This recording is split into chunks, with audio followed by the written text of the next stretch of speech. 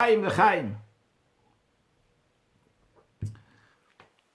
Quand on revient de Kinus HaShluchim, réunion de tous les émissaires du Rabbi dans le monde entier, ces émissaires représentent tous les juifs de leur communauté, donc c'est le rassemblement le plus grand qu'il peut y avoir de juifs, que ce soit concrètement ce qu'il y a des shluchim, mais aussi tout ce que les shluchim représentent.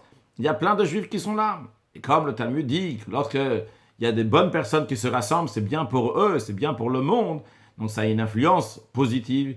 Il y a un shalom de la paix, il y a la hardout, il y a l'union. Est-ce que la paix et l'union peuvent faire? Il n'y a rien au monde qui peut le faire. C'est-à-dire c'est une puissance exceptionnelle, extraordinaire. Alors c'est l'occasion, avec cette force-là de tous les shluchim, de bénir chacun, chacune, dans tout ce qu'il a besoin matériellement et spirituellement, pour avoir une excellente vie, avec une excellente santé, avec une excellente parnassa, avec trouver son mazal, avoir des enfants, la joie et du bonheur, et que tous ensemble, on va réussir à faire notre mission essentielle, qui est celle de préparer soi-même, préparer sa famille, préparer toute la ville, les kabel p'nei Mashiach tzidkenu, pour recevoir concrètement la venue de Mashiach, le Chaim. Comment se fait cette mission-là, le kabel p'nei Mashiach tzidkenu, de recevoir Mashiach, de se préparer toute la ville? Eh bien, le Rabbi a expliqué plusieurs fois, ça se passe avec un juif, avec une action, et encore un juif, et encore une action, et encore un. C'est-à-dire, des fois on voit les choses grandiosement, pas uniquement s'il y a eu centaines de personnes, des milliers de personnes, des dizaines de milliers de personnes. Ça c'était un événement qui était réussi. Mais quand on a mis les tefilines à un juif, on a influencé une femme, une fille, d'allumer les bougies de Shabbat, il y a une mezouza qui manquait dans une maison qu'on a rajoutée, une mezouza pas importante entre guillemets. Ou bien, bon, il y a encore une femme qui a gardé la pureté familiale, qui est partie au mikvé, encore un couple. Bon, il y a encore un enfant qui est parti à l'école, mais j'ai pas construit une école dans laquelle il y a des centaines d'enfants, et que c'est une école formidable, et c'est ça, bon, il y a une petite classe seulement, c'est seulement un petit Talmud Torah.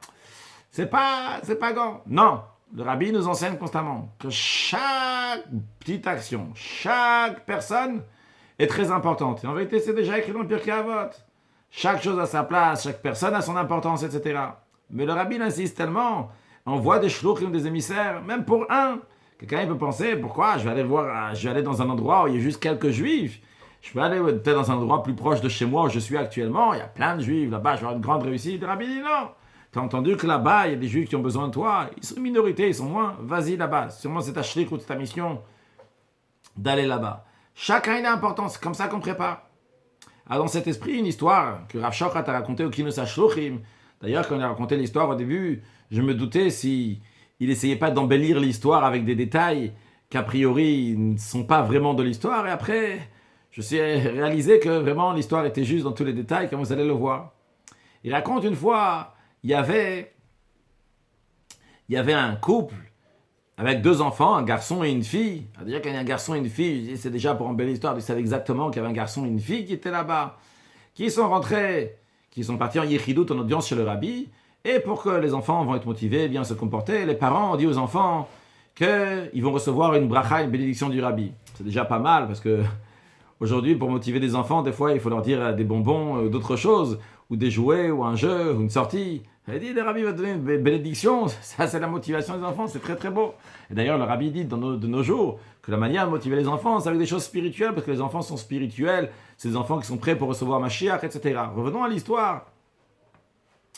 Lorsque la yichidut, l'audience s'est finie, eh bien, l'enfant, le garçon, s'est mis par terre et a commencé à pleurer.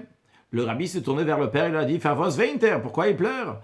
Alors le père lui a dit, je sais pas. Alors, le Rabbi s'est tourné vers la mère, il a dit, Favos Veinter, pourquoi il pleure?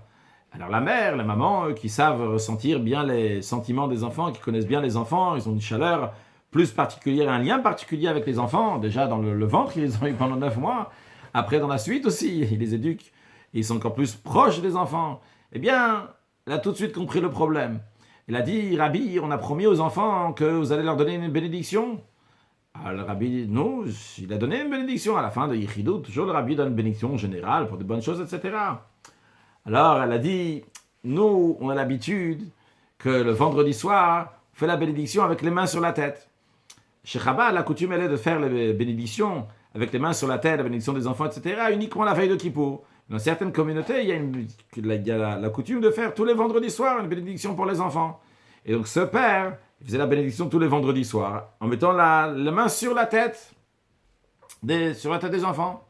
Alors le rabbi, il a dit à ce papa, il a dit, Naye minhag min Chabad, tu fais des nouvelles coutumes en Chabad.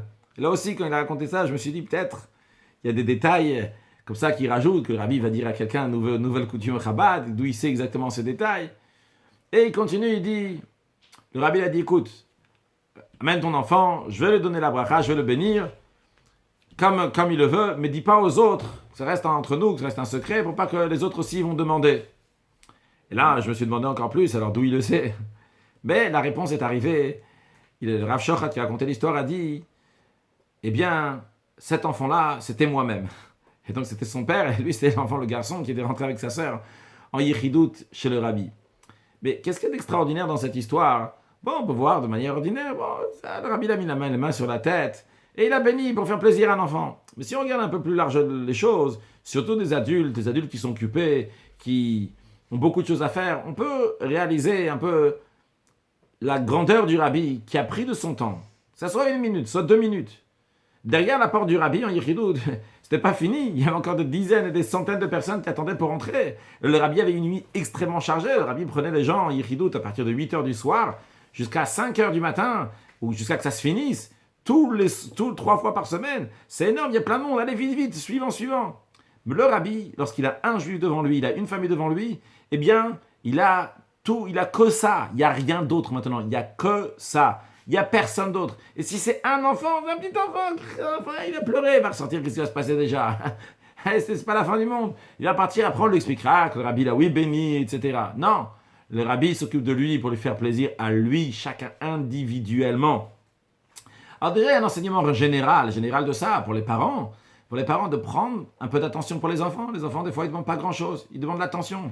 Et d'ailleurs, aujourd'hui, les enfants, ils demandent que ça. Si à l'époque, les enfants, ils avaient besoin qu'on leur donne à manger, qu'ils avaient besoin d'un lit, etc., aujourd'hui, ils l'ont à manger. Évidemment, c'est les parents qui leur donnent. Quand je dis à l'époque, il fallait donner à manger, c'est qu'à l'époque, les parents n'avaient pas, malheureusement, de quoi donner à manger. Je ne parle pas de ça il y a des siècles. Même des fois, 50 ans, 70 ans, les parents n'avaient pas suffisamment de quoi donner à manger aux enfants. Baruch Hashem, aujourd'hui, c'est pas le cas. J'espère que c'est pas le cas de personne qui écoute ce qu'on est en train de dire maintenant.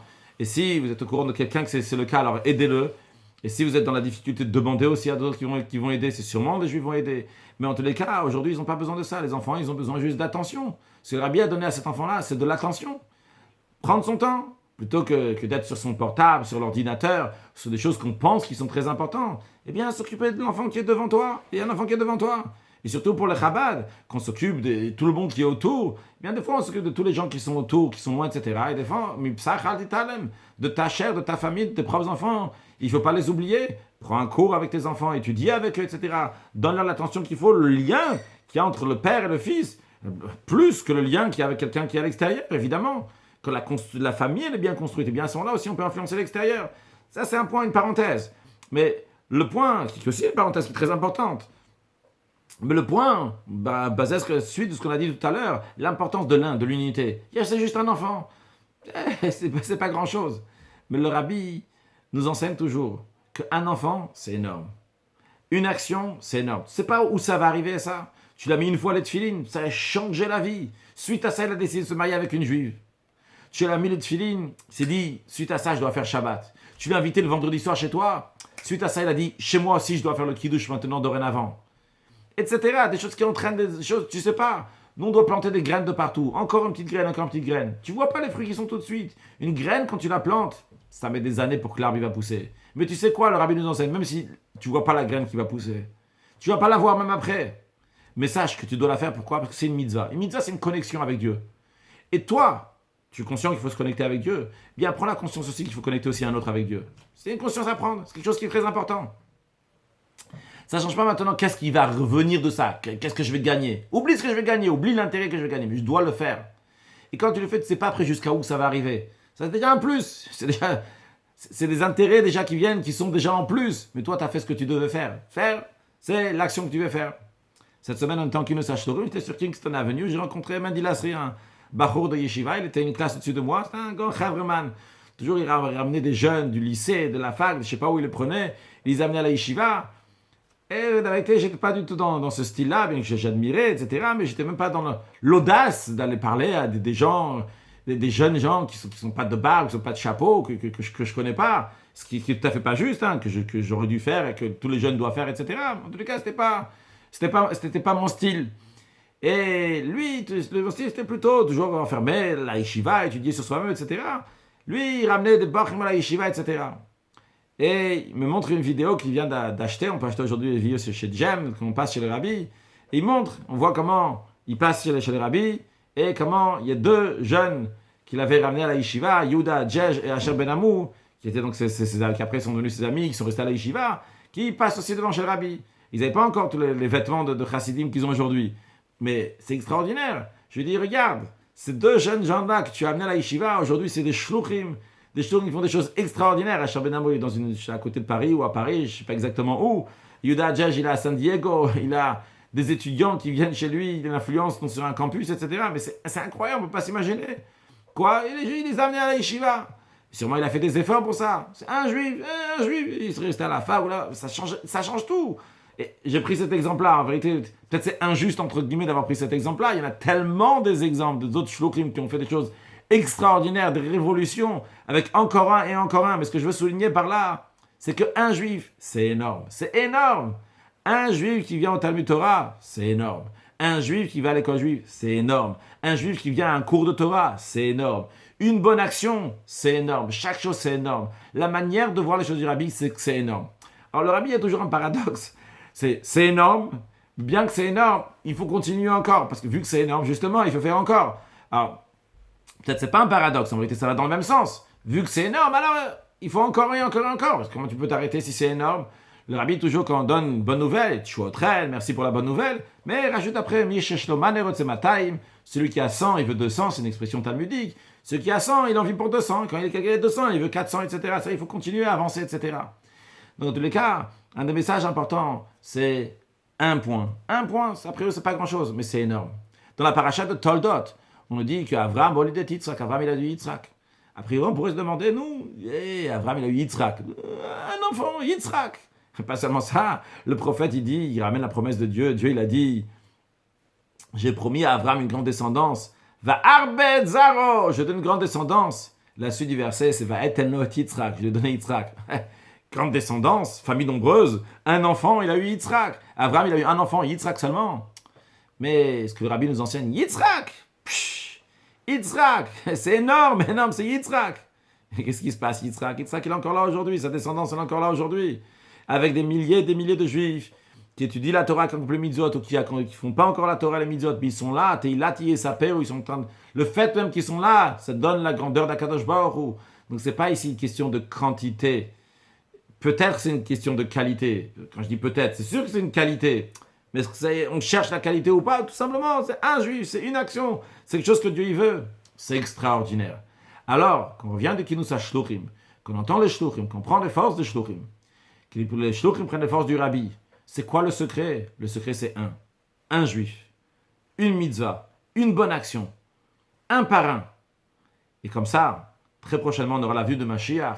Et le prophète nous dit, Ve'atem teluktu achad achad d'Israël, que chaque juif individuellement va être ramassé, va être ramené en Yerushalayim Ira Kodesh, comme Rashi dit, si on peut s'exprimer d'une telle manière, comme si qu'Akadosh Baruch Hu prend la main de chacun de nous. Chaque juif individuellement, le un, encore un, et tous ensemble, Kal Gadol Yashuveina, une grande assemblée, on va tous revenir, aller à notre terre sainte éternelle, en Eretz Israël, à Yerushalayim Ira Kodesh, dans le 3e Beth Amikdash reconstruit, avec la venue de Mashiach, Now, le Chaim,